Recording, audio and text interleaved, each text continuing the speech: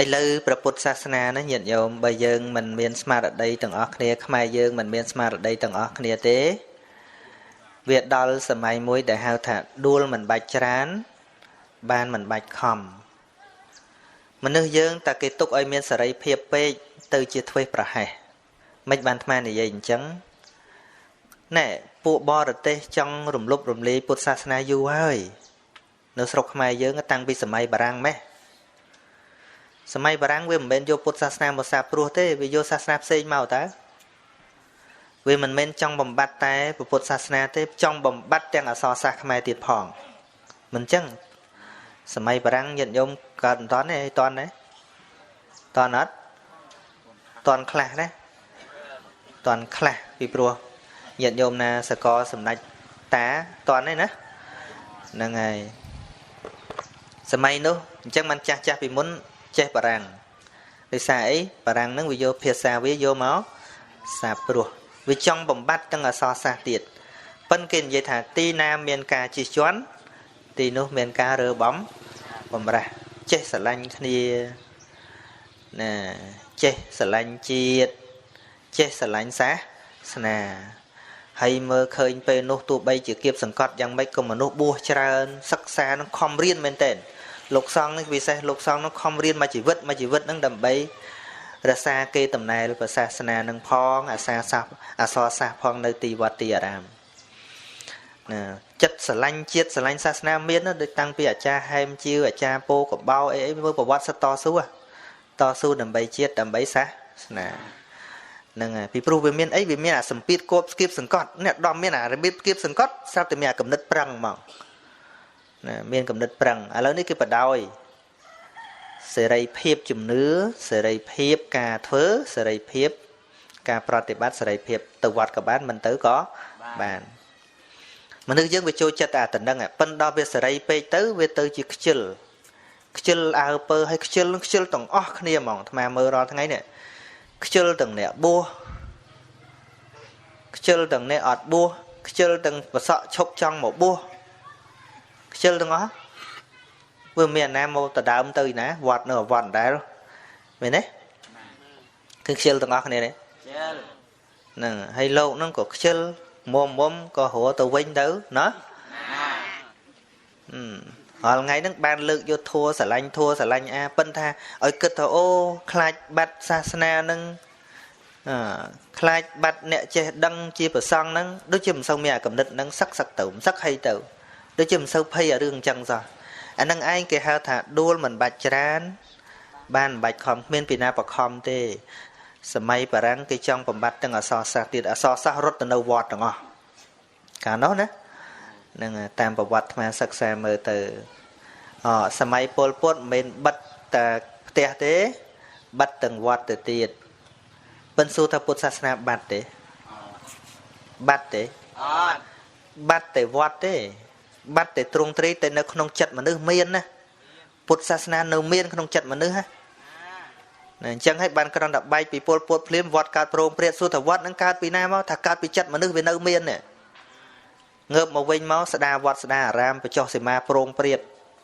ដោយសារអីដោយសារវាទៅតែបាត់ពីអត់នាំគ្នាធ្វើឲ្យមានហ្នឹងហើយវាអត់បាត់ទេពលពតអត់មានបំបត្តិពុទ្ធសាសនាបានទេ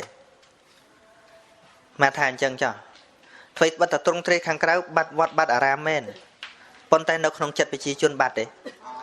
អត់បាត់ទេចាស់ដែលនៅសល់ហ្នឹងមិនបាត់ទេអញ្ចឹងហើយមកវិញនឹងច្រឡងធัวចែកគ្នា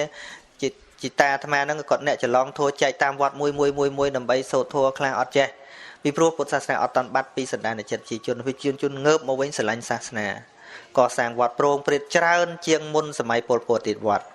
មែនឬមែនហ្នឹងហើយឥឡូវញាតិញោមសាកគិតមើលវត្តក្រោយពីសម័យពលពតនិងមុនសម័យពលពតណាច្រើនជាងក្រោយច្រើនជាងដោយសារអីដោយសារវាងើបពីអត់មកនេះដូចមនុស្សឃ្លានវត្តបាយ3ថ្ងៃហើយអញ្ចឹងណា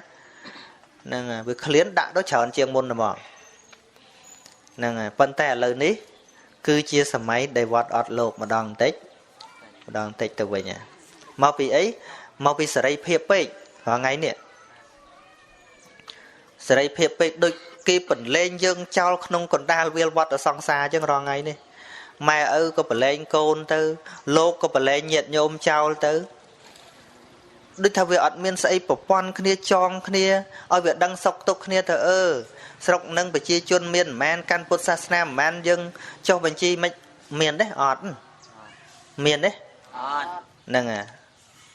ប៉ុន្តែមើលសាសនាគេមានណាគេដឹងគ្នាណាអ្នកណាមកពហិប្រមាណដងគេដឹងទាំងអស់ណាយើងហងៃមានដឹងមុខណាទៅវត្តខ្លះអត់ទេប្រឡែងចោលហ្នឹងគឺគ្រោះថ្នាក់ញាតិញោមគ្រោះថ្នាក់ថ្ងៃក្រោយទៅកូនចៅយើងមិនដឹងយ៉ាងណាទេអាត្មាគ្រាន់តែជួយឲ្យយោបល់បន្តិចអញ្ចឹងថាអ្វីដែលគេប្រឡែងពេកដូចអាត្មាធ្លាប់ដឹងក្នុងប្រសងអញ្ចឹងដែរបើដាក់ច្បាប់ដាក់កតិកាថាម៉ោងប៉ុណ្ណេះត្រូវឡើងថ្វាយអង្គមធ្វើទាំងអស់គ្នាមិនធ្វើរឿងអាហ្នឹងមិនទៅរួច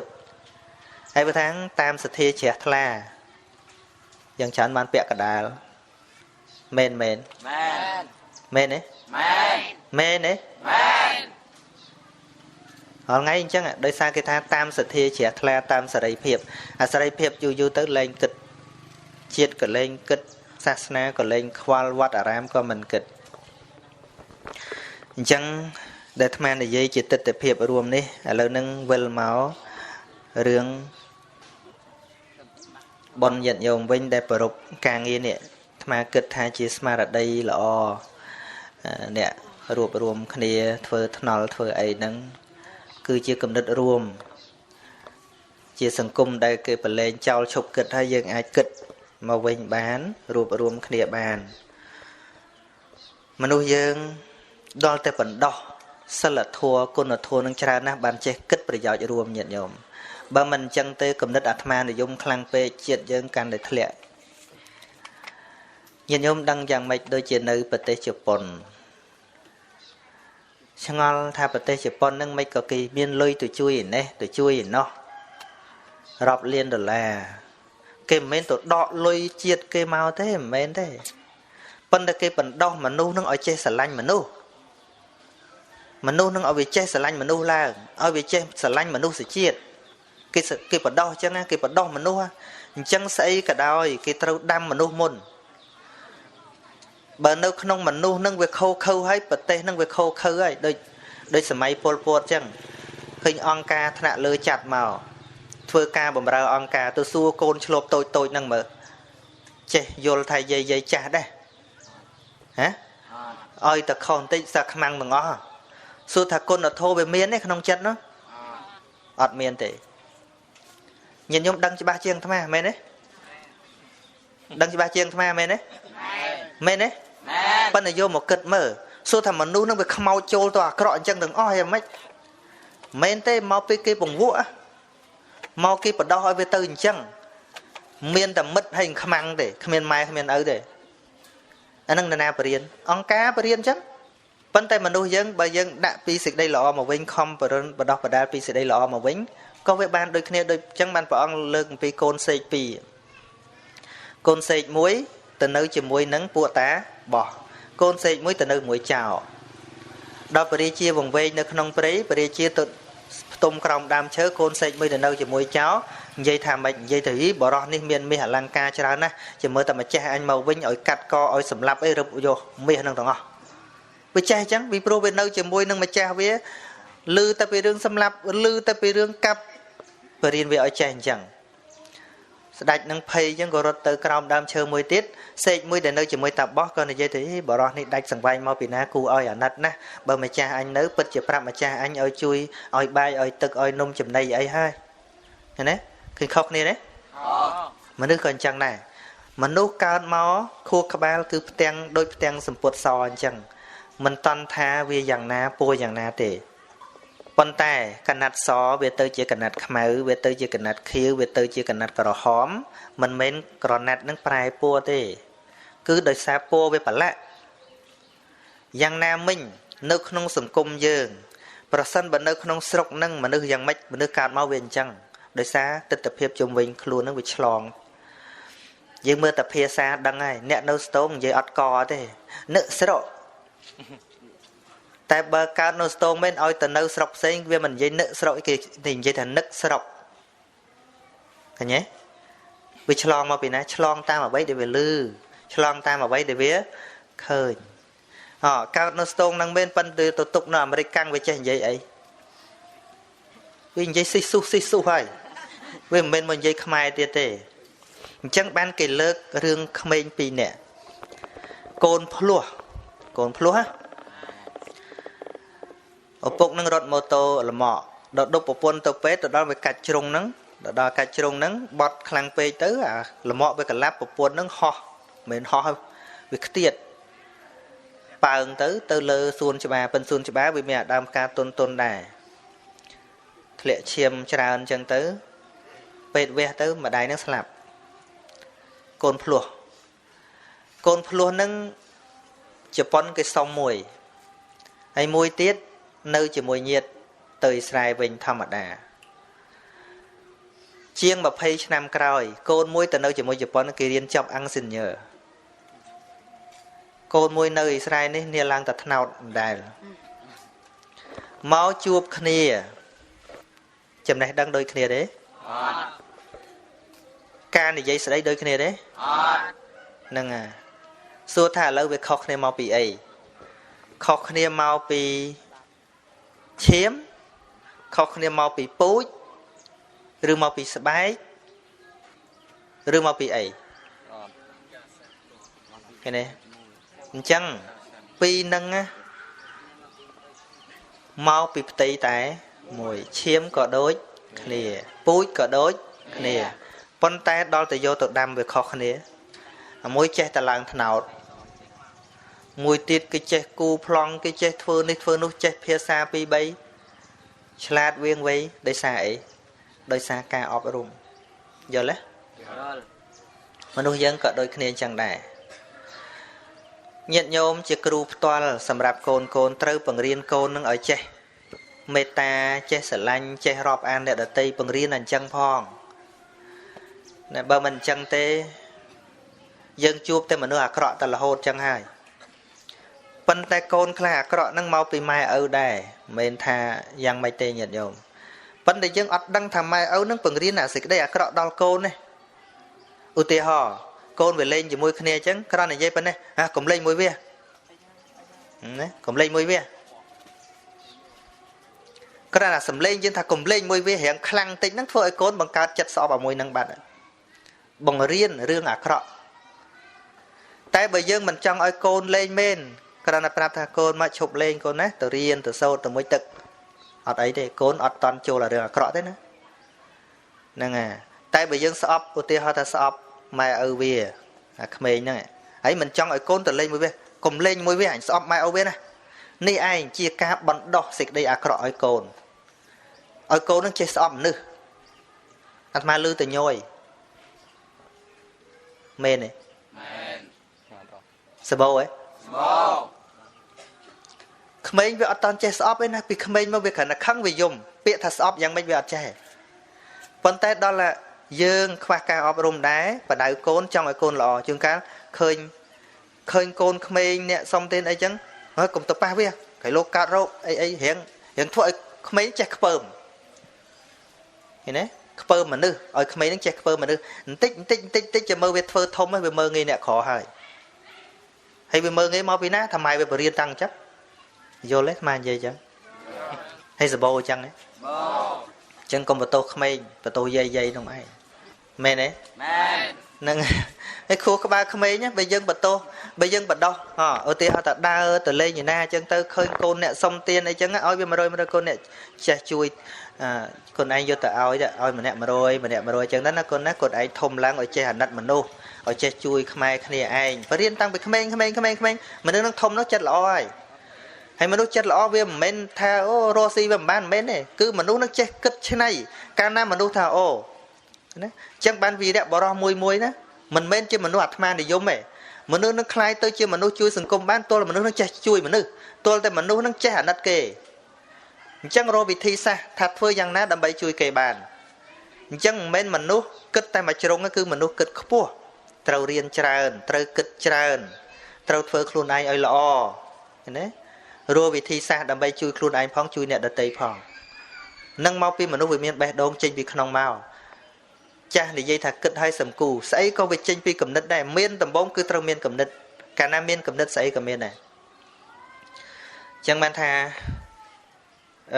ម៉ែឪខ្លះហ្នឹងគឺបរៀនកូនឲ្យខូចអញ្ចឹងហ្មងថ្ងៃមុនញាតិញោមនៅស្រុកក្រៅទេប្រាប់ថាមានគ្រូសាមួយអញ្ចឹងគាត់ខំអប់រំកូនក្មួយឲ្យត្រង់ឲ្យល្អម៉ែឪគេខឹងគេថាការអប់រំមនុស្សឲ្យត្រង់ធ្វើឲ្យមនុស្សអន់គេបរៀនកូនឯងក្នុងសង្គមត្រូវតែចេះល្បិចគេបរៀនអញ្ចឹងបណ្ដោយត្រូវតែចេះគេងបើថាទៅស៊ីបាយកុំចេញលុយឲ្យវាចេញលុយឲ្យយើងបរៀនកូនអញ្ចឹងបើមិនអញ្ចឹងមិនឆ្លាតទេត្រូវតែលើគេកូនឯង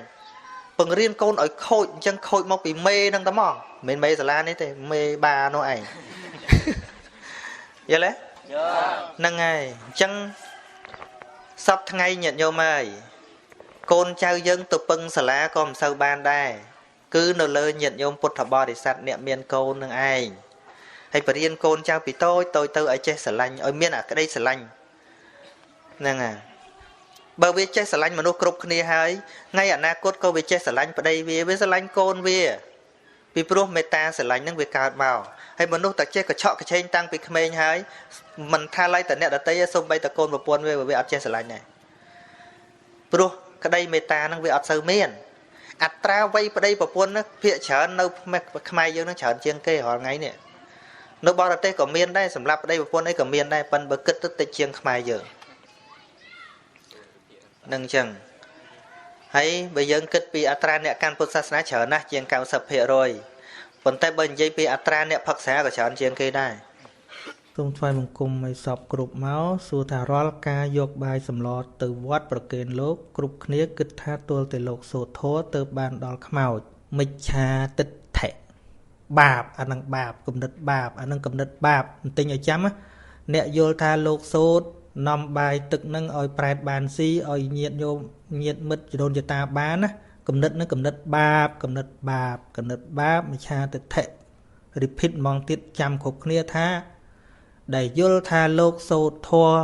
នាំផលបុណ្យនឹងទៅឲ្យញាតមិត្តអ្នកស្លាប់ទៅគំនិតបាបមិនមែនត្រឹមតែមិនបានទេបាបម្ដងទៀតមិនមែនត្រឹមតែមិនបានទេបាបគឺមិច្ឆាទិដ្ឋិនៅក្នុងលោភៈមូលចិត្ត4ដួងណាមួយចុះបើកណាជឿថាការសូត្រនេះមិនបានដល់ខ្មោចដូចជាការវេលុយតាមវិញឡើយដោយដែលលោកចាស់គ្រូបញ្យល់កន្លងមកត្រឹមចង់ប្រគេនលោកឆាន់តាមធម្មតាប៉ុណ្ណោះហើយសុំមិនបាច់លោកសូត្រនាំវែងឆ្ងាយព្រោះកណាស្ដាប់អត់ដឹងន័យថាម៉េចហ្នឹងត្រូវតែនៅពេលដែលយើងធ្វើសេចក្តីល្អហើយយើងផ្សព្វផ្សាយមេត្តារឿងរបស់យើងដែលហៅថាឧទ្ទិសពីព្រោះអីតក្កណានុបទានមានអង្គ3ទី1សីលទានហ្នឹងទេតយើងឲ្យដល់អ្នកមានសិលឬក៏មនុស្សល្អហើយឧទ្ទិសពេតាហ្នឹងរឿងខ្លួនយើងបានធ្វើសេចក្តីល្អហើយយើងផ្សព្វផ្សាយនៅកុសលហ្នឹងឲ្យសពសត្វទាំងឡាយឲ្យញាតិទាំងឡាយមិនចំពោះតណ្ណាម្នាក់ទេដើម្បីបង្រៀនចិត្តយើងឲ្យស្លូតឲ្យស្អាតឃើញទេរឿងរបស់យើងលោកនោះគ្មានតួនាទីអីទេដែលលោកសូត្រតិចតួចហ្នឹងគ្រាន់តែកុំឲ្យម្ចាស់ទានគេអន់ចិត្តទេបើសិនលោកជាអ្នកសូត្របញ្ជូនឲ្យម្លេះសំដំបងពុទ្ធឲ្យព្រះសម្មាសម្ពុទ្ធឲ្យលោកសូត្រដែរ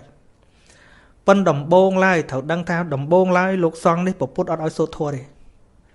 អត់ឲ្យសូត្រមួយម៉ាត់មកសូត្រអាសូត្រឲ្យពរគេមួយម៉ាត់អត់ឲ្យសូត្រផងដំបងមិនបាច់ទៅសូត្រទេឲ្យពរតែមួយម៉ាត់ក៏ត្រូវទោសដែរដំបងដោយសារវាដាច់ខាតមិនអាចលោកនឹងសូត្រឧទ្ទិសអីឲ្យបានទេព្រោះវាអាចបង្កើតមិច្ឆាទិដ្ឋិដល់អ្នកទៅធ្វើបុណ្យនោះប៉ុន្តែរឿងដែលលោកសូត្រខ្លះហ្នឹងប៉ុន្តែឥឡូវវាមិនខ្លះវាទៅជាច្រើនសូត្រខ្លះហ្នឹងដោយសារអញ្ចេះក្រោយមកទៀតទេណាប្រហែលឆ្នាំមកក្រោយទៀតហើយមានពេលមួយ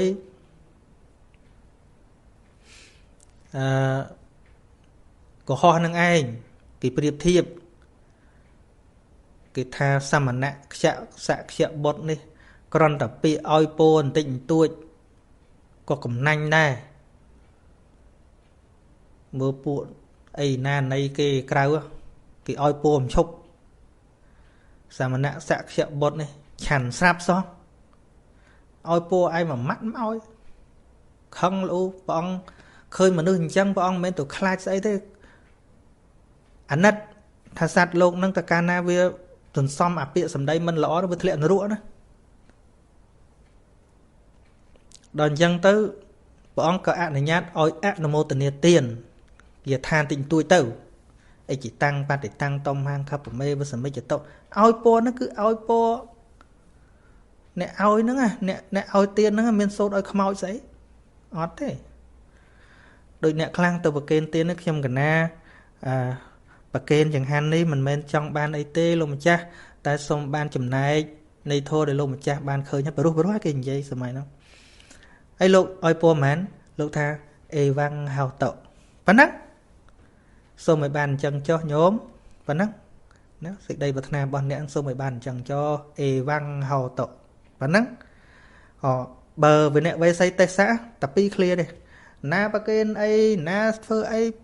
លោកថាសុខាហោថៈទុក្ខាមុច្ចថៈសូមឲ្យរួចផុតទុក្ខឲ្យបានសេចក្តីសុខប៉ុណ្ណឹងថានឹងថាកុំឲ្យគេអន់ចិត្តតែប៉ុណ្ណឹងទេគ្មានមកសូត្រអីវែងឆ្ងាយដូចយើងឡើយទេអត់ទេនឹងរឿងដើមវាអញ្ចឹងដល់តែឥឡូវមិនដឹងស្អីទេបើមិនបានសូត្រអានឹងឆ្លងវាមិនរួចបើមិនបានសូត្រអានឹងវាមិនកើតវាសំមែនគេទៅមុនឆាន់ហើយយើងមិនបានធ្វើការអីមិនបានសូត្រធัวច្រើនពេកទៅគេប្រគេនលុយដូចអត់ការងារពេកអញ្ចឹងសូត្រច្រើនតិចទៅរឿងទៀតរឿងកំ pl ែងគេមួយអាចឹកចិនណាគេសួរមិនគេសួរមិនលោកទាំងស៊ីទាំងជ្រៀងយកប៉ុន្មានលោកទាំងស៊ីទាំងជ្រៀងយកប៉ុន្មានអើយចឹងបានរាល់ថ្ងៃនេះអាត្មានៅរាល់ថ្ងៃនោះមានញាតិញោមគាត់យកចង្ហាន់យកអីមកប្រគេនយ៉ាងច្រើនអាត្មាអនិច្ចំអីអិចិតាំងបតិតាំងតិចតែប៉ុណ្ណឹងហើយមានថ្ងៃខ្លះញាតិញោមគាត់ដឹងគាត់ថាមិនបាច់សូត្រគាត់យល់តែចឹងឆាន់ស្រួលមានន័យថាគេយកបាយហ្នឹងឲ្យអញហើយអត់មាននឹកខ្មោចបានមកទេអញហ្នឹងមានតម្លៃគ្រាន់បើដែរតាឥឡូវហ្នឹងគេចេះដឹងគុណហើយគេចេះឲ្យបាយឆាន់ណាពីមុនបើគេមិននឹកខ្មោចគេមិនឲ្យឯងបរិភោគទេស្មែងចឹងបានស្មានសម័យពុទ្ធកាលអារឿងគេធ្វើទានឧទ្ទិសដល់បុព្វការីជនគេធ្វើម្ដងម្កាលទេមិនមែន always មិនមែនតែងចឹងទេដល់ពេលណាញាតិគេស្លាប់អីចឹងទៅក៏គេទៅប្រគេនលោកទៅគេឧទ្ទិសគេអីចឹងទៅចឹងណាយូរម្ដងអាហ្នឹងយូរម្ដងទេមិនមែនជាជីវិតប្រចាំថ្ងៃទេអារឿងប្រគេនហើយឧទ្ទិសហ្នឹងតែក៏មិនមែនលោកសូត្រឲ្យដល់ដែរចុះយើងឥឡូវទីមួយប្រមាថធัวមកទៅឯណាទេឲ្យទៅពេលគេដាក់បាតលោកតាំងលោកសូត្រកុសលាធម្មាថ្ងៃមុនអាត្មាទៅកន្លែងមួយមិនថាទេនៅអូស្ត្រាលីយើងនោះលោកសូត្រទៀតអាត្មាទៅទេសនាអាត្មាខ្ជិលសូត្របើមានមនុស្សអង្គុយស្ដាប់នឹងជាសូត្រតាំងចិត្តថាគេក៏លឺសំឡេងធัวគេគោរពដែរប៉ុណ្ណឹងហើយខ្លួនឯងសូត្រដល់ពេលញាតិញោមដើរដាក់បាតបាយក្នុងកពុបផងអីផងទៀតទៅដាក់ទៅមាត់អ៊ូអែលោកសូកុសលាធម្មាកុសលាធម្មាអាត្មាធ្វើទាញសភៅយកមកមើលចាវាបានលេសមួយថាចិត្តទេសនាជិលសូត្រព្រោះកំពុងតំណំគ្នាមិនមែនទៅឡើងឋានសួគ៌អីនាំគ្នាទៅណាមដឹងទេហ្នឹងទី1អត់គ្រប់ធម៌ប៉ុណ្ណឹងទី2មានមិច្ឆាទិដ្ឋិថាលោកសូត្រឲ្យខុសបាត់ខុស100គីឡូ100គីឡូនៅចិត្តផង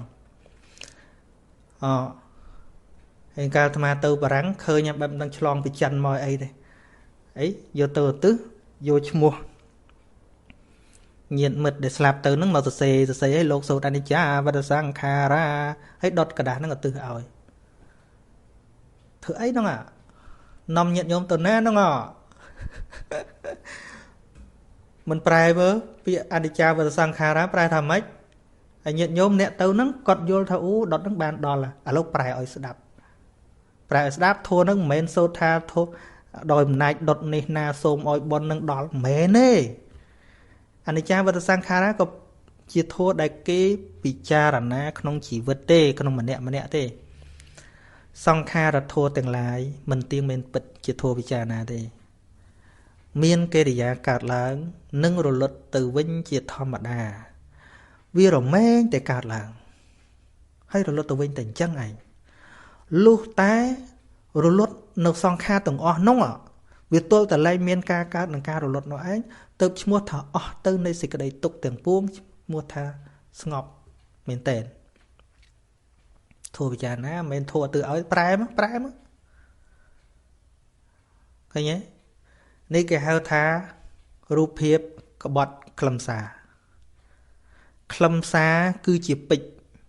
ខ្លឹមសារគឺជាបណ្ដូលពេជ្រខ្លឹមសារគឺមិនអាចយកពេជ្រទៅប្រៀបបានក៏ប៉ុន្តែយកទៅធ្វើរឿងដែលព្រះអង្គថាយកភាជមាសភាជពេជ្រនឹងទៅត្រង់របស់ជូប្អូននឹងឯងហើយអាត្មាគិតថាមិនដឹងថាត្រូវបញ្យលពីតាណាទៅតាណាទេមិនដឹងទេតាមឧបនិស្ស័យទៅចោះនិយាយអស់ហើយពីណាមកឲ្យឆានឲ្យទៅព្រោះវាស្ងាត់មែនដូចអាត្មាស្ងាត់មែនព្រោះគេតែនឹកឃើញរឿងខ្មោចរឿងអីគេមិនហៅអាត្មាទេខ្លាចអាត្មាវាទាស់អារឿងគេសូត្រធនហ្នឹងអូខេអាត្មានៅតែអង្គុយបញ្យលអញ្ចឹងមិនអីទេទៅតែមកចាហាន់មកឆ្អែតហ្នឹងក៏ញាតញោមនៅចិត្តអាត្មាគាត់មកឲ្យអត់ដែរតែអាត្មានៅតែអង្គុយបញ្យលអញ្ចឹងអង្គុយបញ្យលអញ្ចឹងបញ្យលទល់តែឈប់បញ្យលហ្នឹងមើលមិនអញ្ចឹងបើលោកធ្វើអញ្ចឹងញាតញោមអ្នកទៅធ្វើគាត់ជឿថាម៉េចពេលហ្នឹងកំពុងបង្កើតជំនឿក្នុងក្បាលហ្នឹងអូលោកជួយឧទ្ទិសឲ្យអញឃើញនាំគាត់យល់ខុសតើយើងដឹកនាំគេទៅណាបើយើងធ្វើអញ្ចឹងរូបភាពហ្នឹងវាក្បត់ខ្លឹមសារដើមធម៌ហ្នឹងធម៌អីគេអនិច្ចាវតសង្ខារាហ្នឹងគឺជាធម៌ដែលព្រះអរហន្តលោកយកទៅពិចារណាអចិរੰវតយ៉ាងកាយោជាធម៌ដែលពុទ្ធប្រោសពោតិកតទេសធិរៈប្រោសមនុស្សរស់ហ្នឹងកំពុងតែឈឺលោកបែកខ្ទុះបែកឈាមក្នុងខ្លួនលោកហើយព្រះអង្គឈរពយល់ថាកាយនេះមិននៅយូរទេណាតើកាលណាមានវិញ្ញាណទៅប្រះហើយជាកាយគឺគេបោះបង់ចោលហើយកុំអាល័យឃើញទេពយល់ឲ្យកើតបញ្ញានៅពេលនោះមិនធោឧទ្ទិសឲ្យខ្មោចទេអត់ទេអត់ទេអត់ទេអត់ត្មងមិនបាច់ទៅអាងកាពីណាទេប្រែតែអាពាក្យហ្នឹងយើងដឹងហើយថាពាក្យហ្នឹងមានន័យថាម៉េចហើយមិនក៏យកទៅដុតឲ្យខ្មោចវិញឃើញទេស្អីទៀតយថាតណ្ដេនគោបាឡោគីវូបាចេនតកោចរាំងអេវង្ជរាចមច្ចចអាយងបាចេនតបានេណੰ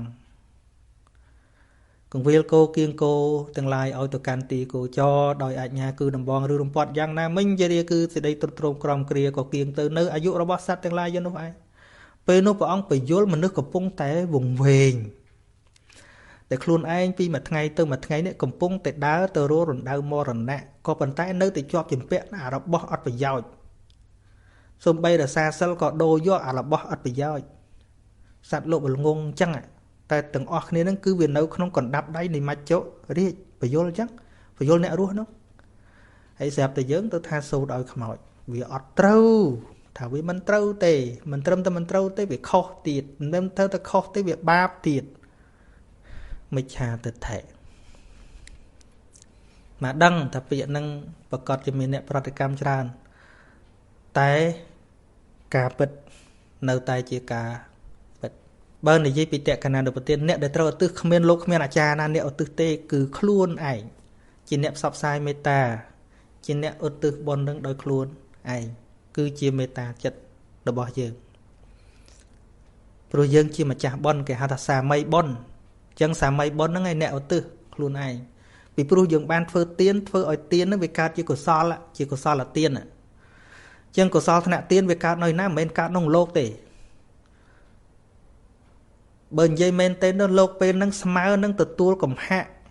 ការស្ដោះចោលរបស់គេប៉ុណ្ណោះទេឃើញទេរបស់គេបោះចោលរបស់គេលះចោលណាស្មើនឹងទទួលកំហាក់របស់គេដែលគេស្ដោះចោលប៉ុណ្ណឹងទេគ្រាន់អ្នកទទួលហត្ថបដិគេហកៈមួយចំណែកទទួលយកទៅឆាន់ទៅប៉ុណ្ណឹងឯង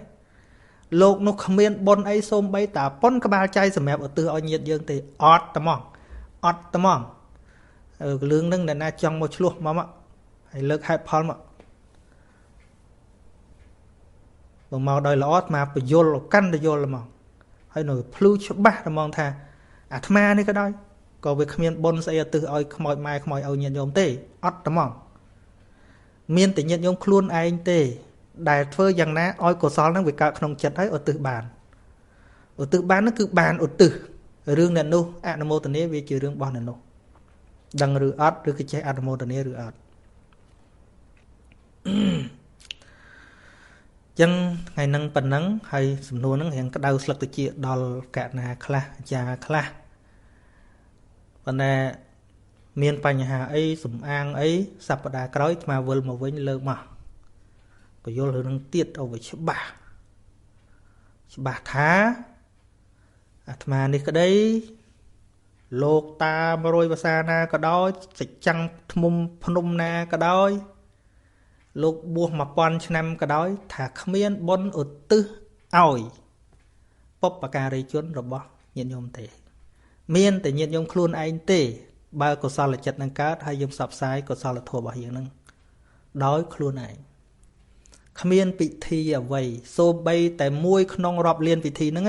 មានពិធីណាមួយដែលឧទ្ទិសទៅឲ្យញាតិដែលយើងស្លាប់ក្រៅពីយើងខ្លួនឯងមិនមានឡើយ